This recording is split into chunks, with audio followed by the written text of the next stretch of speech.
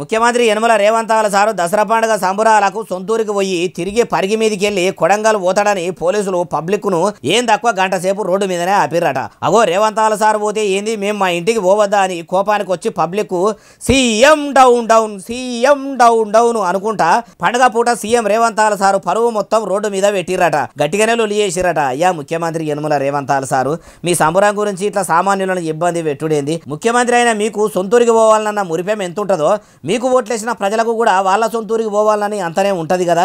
మీ ఆనందం కోసం పబ్లిక్ను ఇట్లా రోడ్ల మీద వేడి చేయిస్తే మీకేమొస్తుంది? ఇంకా ఏలుబడిలకు వచ్చిన తొలితల మీరే ఏమన్నారో యాదికున్నదా?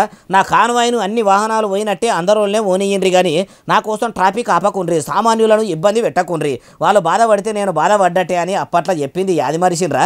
మీరు అప్పుడు చెప్పిన మాట మరిచిపోయి పోలీసులే ఇట్లా ఓవర్ యాక్షన్ చేసి పండుగ గోలే సామాన్యులను సడకు మీద వేడి చేయించిర్రా. ముఖ్యమంత్రి కోసమని ఇట్లా గంట సేపు ఆపితే పసివిల్లలు బుడపోరగాళ్ళు ఆపతున్నోళ్ళు ఉంటారు.